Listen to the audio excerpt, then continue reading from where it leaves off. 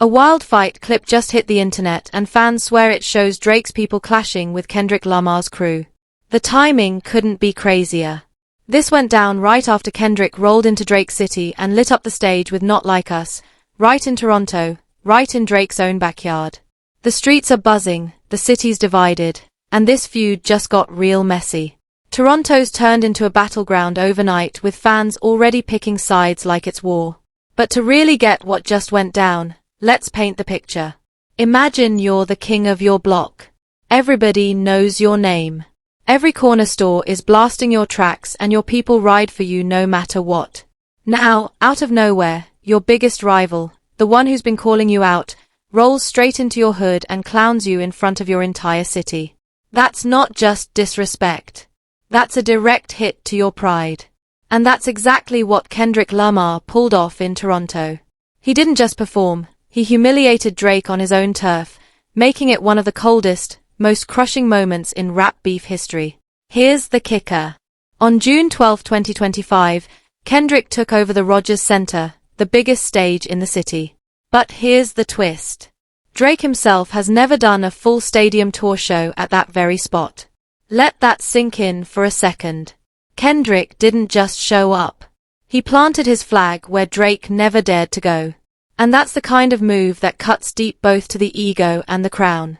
This wasn't just a performance on enemy turf. This was Kendrick straight up snatching land that the so-called landlord never even touched. That's not rap beef. That's battlefield strategy. Next level chess. And Kendrick made the boldest move possible.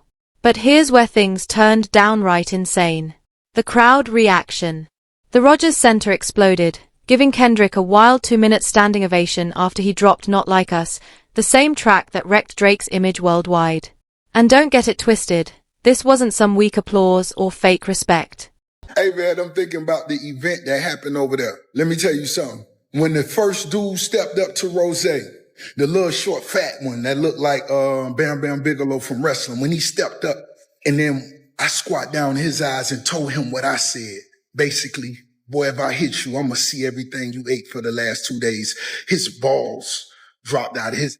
He never said another word. Now, Toronto fans, Drake's supposed day one supporters, his loyal to the Soil crew were screaming the lyrics, losing their minds, and going word for word with Kendrick as he shredded their hometown king. Imagine that. Drake's city. Drake's people singing a disc that paints him like the biggest fraud in the game. That's not just disrespect. That's humiliation on a grand stage. Social media lit up instantly. Timelines drowning in clips of fans begging for an encore of the very song that dragged Drake's name through the mud. Posts were filled with shock, betrayal, and disbelief. Like the city had just witnessed history being rewritten in real time. This wasn't a concert anymore. This felt like a public execution with Drake's own fan base cheering on the executioner. And just when you thought it couldn't get messier, bam, footage started dropping online showing a small squabble erupting into a straight-up brawl. Fans claimed the video shows Drake's affiliates throwing down with Kendrick's crew, turning the beef from lyrical shots to real-life chaos. But before we dive into that fight footage, we got to rewind because this war has roots. It didn't start last night. It goes all the way back to 2013 when Kendrick dropped his infamous verse on Big Sean's Control, calling out Drake and nearly every heavyweight in the game. When Kendrick first called it friendly competition, what he really meant was war. He wasn't just nudging rappers to sharpen up. He was daring them to survive or get swept out the game. This wasn't some light-hearted sparring match. This was a generational clash brewing like a storm for over 10 years. The real eruption hit in 2024 when Kendrick jumped on Future and Metro Boomings like that and declared there was no big three in hip-hop. It was just Big Him. That line didn't just land, it detonated, shaking the entire industry. And let's be clear, Kendrick wasn't playing nice anymore. He flat out told Drake and J. Cole to keep their little friendship bracelet while he went for the throne all by himself. No team, no alliance, just him against everybody.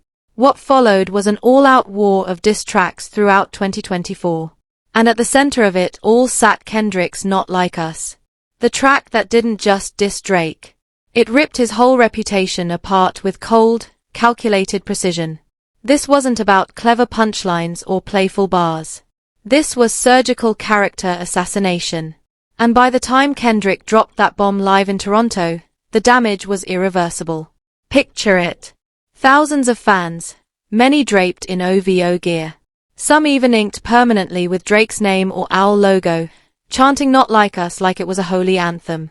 The level of irony was suffocating. Drake's own loyal soldiers singing every single lyric that buried their hometown king, turning the arena into a choir of betrayal. Man, picture this. You had die-hard Drake fans walking into a Kendrick Lamar concert expecting maybe a surprise O track only to watch their hero's name get torn apart on the mic. The wildest part, some of these folks were draped head to toe in Drake merch, repping the owl heavy, but still choosing to stand and cheer while Kendrick shredded Drake's reputation in front of the whole world. And then I got hit with a drink. I'm still convinced ain't no punch me. Somebody said, Rose tried to punch you. He hit you. I say, nah. He had to throw a drink, because throwing a drink would have been way more disrespectful than screaming, "Hello, MMA!" That's betrayal mixed with celebration, all rolled into one chaotic scene. One fan on social media said it best. They pointed out the crowd wasn't just avoiding booze, they were begging for more, singing along word for word and demanding encores in a stadium Drake himself never set foot in. Another person described it as a sea of Torononians chanting a diss track at the top of their lungs, calling it crazy with extra emphasis. And they weren't exaggerating. This didn't feel like a concert. It felt like history bending right in front of our eyes. A cultural power shift unfolding live with every verse Kendrick spit. But here's the part that makes it all even more savage. This wasn't some random fluke. This was master-level strategy. Kendrick had been planting the seeds for months, playing chess while everyone else was playing checkers. Remember Super Bowl 59 on February 9, 2025? Kendrick performed "Not Like Us" at halftime, instantly flipping it from a rap beef anthem into a worldwide movement. That track became bigger than hip-hop. It was a rally cry, an anthem, a straight-up declaration of dominance. So by the time he hit Toronto, Kendrick wasn't just performing in enemy territory. He was staging the perfect takeover. The timing, the venue, the psychological warfare.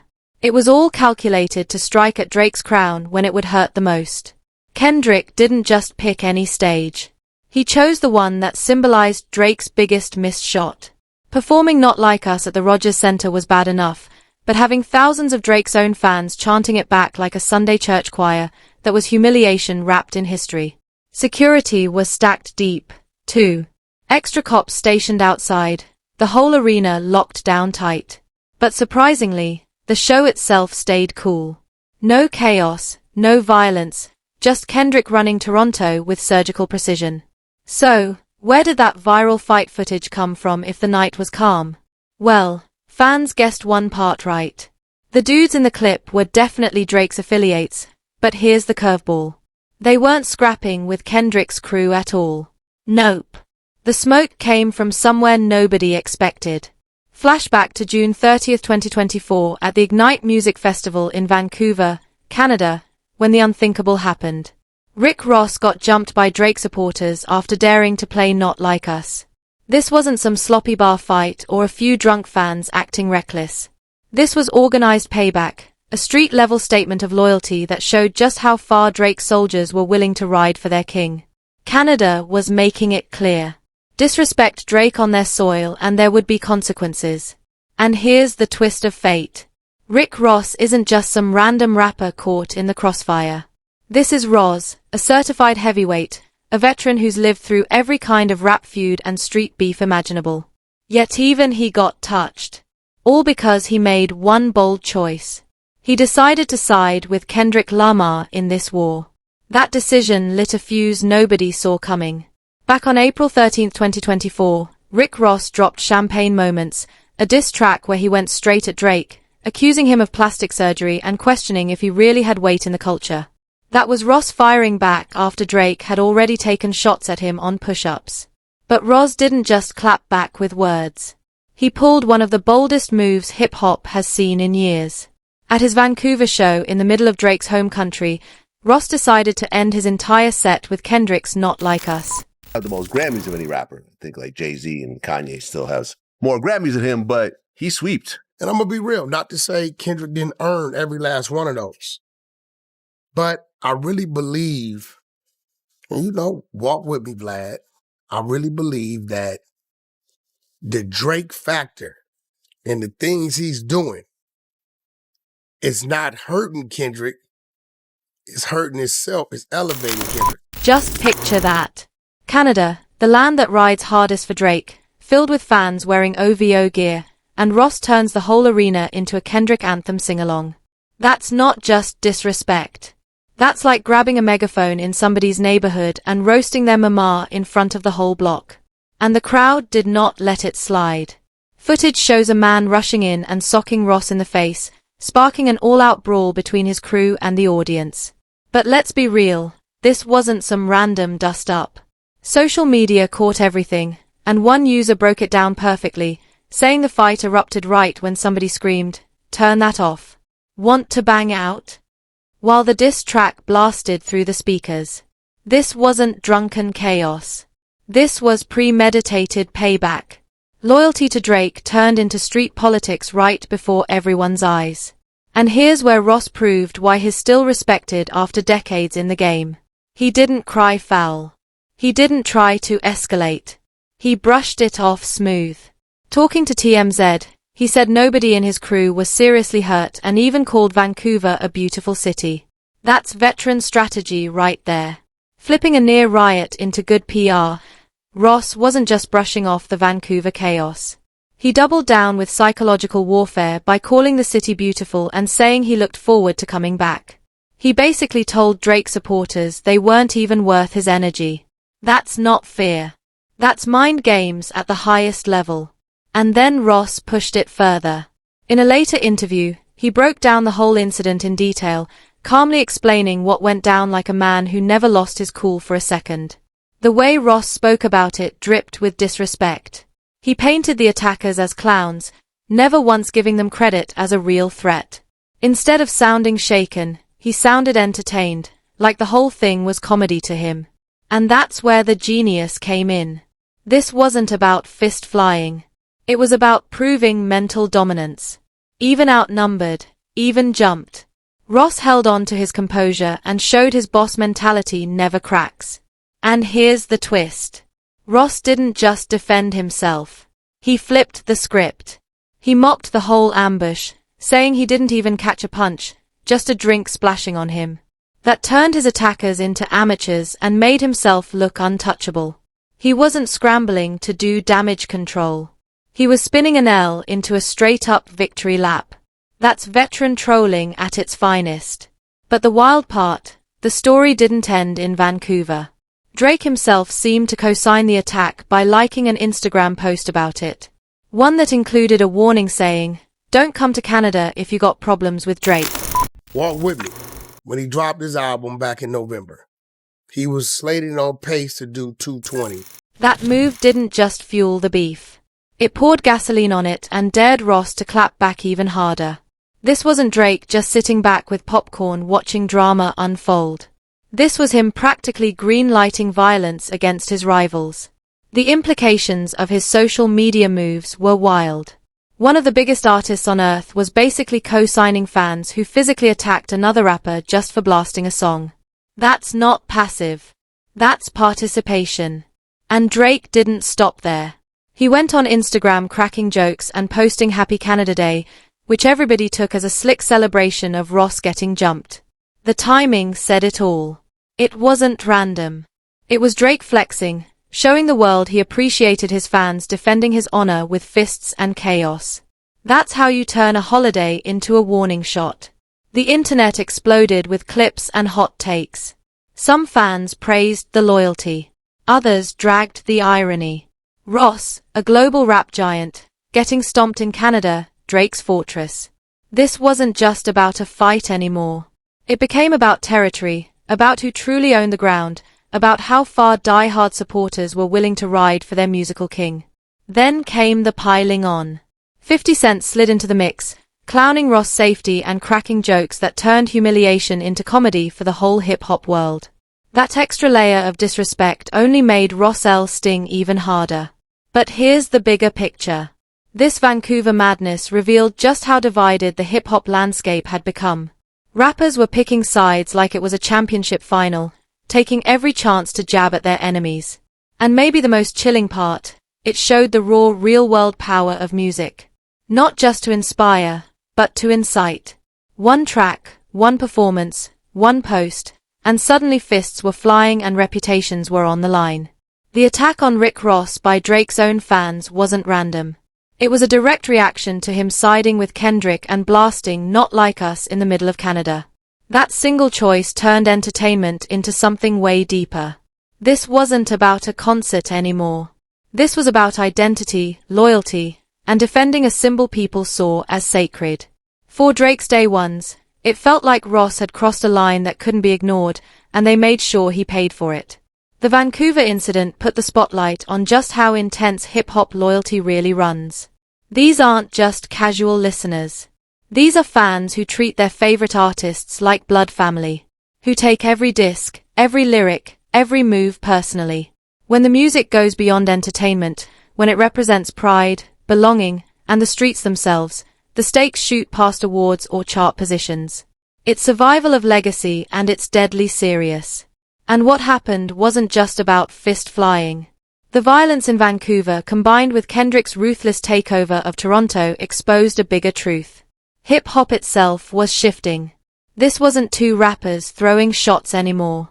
This was a transformation in the culture, a clash between what's authentic and what's fabricated, between raw street politics and polished industry games. And fueling it all, social media and streaming platforms, turning every disc and every scuffle into a global headline within seconds. The aftermath didn't just shake Canada, it sent shock waves through the entire rap world. Ripples that are still rocking the culture today. This whole saga forced artists, executives, fans, and even critics to face some ugly truths about loyalty, violence, artistry, and the heavy responsibility that comes with holding influence in both the streets and the culture. And one of the sharpest takes on the entire mess came from Wack 100, who broke down Kendrick's Grammy domination in a way that exposed the hidden politics running behind the curtains. Wack pointed out what most people missed. Kendrick's Grammy sweep wasn't just about the music itself, with Not Like Us snatching Record of the Year, Song of the Year, and 3 more trophies. The industry wasn't just celebrating art. They were sending a signal. This was the machine picking sides, and they made it clear they were rocking with Kendrick in this war. That Grammy stage turned into a battlefield where the industry crowned its champion right in front of everyone's eyes. And then came the twist. Drake tried to fight back the corporate way. He launched multiple lawsuits against Universal Music Group, accusing them of pumping Kendrick streams and defaming his name. But instead of saving face, those moves blew up in his lap. Wack called it perfectly. Drake looked like a desperate man scrambling. And in the streets, desperation is blood in the water. Every headline about those lawsuits just gave Kendrick more shine and made Drake look weaker. The politics became impossible to ignore. Universal Music Group, home to both Drake and Kendrick, was showing its hand. They weren't even pretending to stay neutral anymore. Drake's releases started getting delayed while Kendrick's success was pushed front and center like he was the golden child. That's not coincidence. That's chess. And the industry was quietly moving its pieces, leaving Drake out in the cold while Kendrick sat at the throne. That moment Wack 100 talked about the high five between Dr. Dre and a UMG exec wasn't just a casual gesture. It was symbolic, a stamp of approval from the OGs of hip-hop and the corporate gatekeepers all at once. Dre, a West Coast icon who helped build the very foundation of this culture, siding with Kendrick in full view of the industry, sent one clear message. Drake's complaints weren't battles. They were tantrums. It painted him as someone refusing to take an L like a man, while Kendrick stood tall as the chosen one. The psychological warfare here was insane. More advanced than a chess grandmaster closing out an endgame. Every single move Drake tried, whether legal threats or lyrical swings, was flipped into fuel for Kendrick's fire. It was like watching someone stuck in quicksand. The harder Drake fought, the deeper he sank, while Kendrick kept rising untouched. And the prediction proved dead-on accurate. Kendrick's momentum didn't just keep rolling. It went full freight train, gaining speed with every month that passed. Grammy wins stacked on top of his Super Bowl performance, stacked on top of his tour announcements, building a snowball of cultural dominance that looked unstoppable. Kendrick wasn't just winning battles. He was shifting the entire power balance of hip-hop in real time. But maybe the most fascinating part of this whole saga: how different artists responded to this kind of street-level adversity. DJ Academics, who had been covering the feud from day one and had plenty invested in the outcome, broke down Kendrick's strategy in a way that revealed just how calculated it really was. Kendrick's disc 616 in LA named-dropped Academics, not as a random jab, but as a precision strike. It was psychological warfare so sharp that even military strategists could learn from it. Kendrick didn't come at her head-on. Instead, he operated like a street surgeon with a rusty blade. Messy on the surface, but flawless in execution, cutting exactly where it would hurt most without wasting energy. Kendrick didn't just throw Academics' name out for fun. He used it as a weapon by pointing out that the media personality looked compromised because of his blatant bias toward Drake. Kendrick planted a seed of doubt that flipped the whole narrative. It wasn't just an offhand observation. It was a calculated strike meant to strip one of Drake's loudest defenders of his credibility right there in the streets. And it worked flawlessly. That single line was more revealing than a police interrogation. Suddenly, Academics' every word looked suspicious. Anytime he tried to defend Drake or criticize Kendrick, fans swarmed the comments, reminding him of Kendrick's compromised jab. Just like that, one of the most influential voices in hip-hop media was muted. His arguments dismissed before he could even make them. The brilliance of this move can't be overstated. Kendrick wasn't just battling Drake directly. He was dismantling the entire infrastructure around him. Piece by piece, ally by ally, Kendrick cut down the platforms and people that once boosted Drake's image. This was psychological warfare at its sharpest, isolating Drake from his support system until he stood alone. This wasn't rap beef anymore. It was a military-style campaign executed with surgical precision and street ruthlessness. Kendrick wasn't only aiming at his rival's crown. He was stripping away every soldier and shield that could protect him. Even DJ Academics, who for years doubted Kendrick's ability to match Drake's commercial dominance or his social media machine, had to bow down and admit just how lethal Kendrick's strategy was. This wasn't simply about dropping great music anymore. This was about mastering the game of influence, power dynamics, media manipulation, and psychological warfare carried out at the highest level. And the ripple effects were massive. This clash didn't just lock Drake and Kendrick into battle. It pulled the entire hip-hop community into the crossfire. Rappers, producers, and executives were forced to show their hand. And those choices exposed some ugly fractures in the culture. This wasn't just who makes better music. This was about authenticity versus hype, artistry versus charts, and cultural values versus commercial success. Suddenly, every move felt like a declaration. Birdman and 50 Cent stepped up to ride with Drake, putting their weight behind his side of the war. But on the other end, Metro Boomin, Kanye West, and Rick Ross threw their full support behind Kendrick, turning it into a heavyweight showdown where alliances mattered just as much as diss tracks. The battlefield had expanded, and the lines were drawn in blood and loyalty. Meanwhile, other names like J. Cole dipped their toes into the chaos only to backpedal later with an apology and a retreat from the battlefield. And legends like Ice Cube and even Stevie Wonder criticized the feud, either for the sheer intensity of it all or for the way it was stealing attention from bigger global issues. But let's be real, what we've witnessed over the past year isn't just a rap beef. It's been a masterclass in strategy, psychological warfare, cultural manipulation, and lyrical dominance. The kind of saga that future generations of hip-hop heads will be dissecting like textbooks. Yeah. And if WAC 100's prediction holds true, then trust this story is far from finished. The streets are watching, the industry is calculating, and every new move could flip the game upside down again. Drop your thoughts in the comments. Whose side are you riding with? Don't forget to smash that like button, hit subscribe, share this with your people, and stay locked in because this ride is only getting crazier. See you on the next.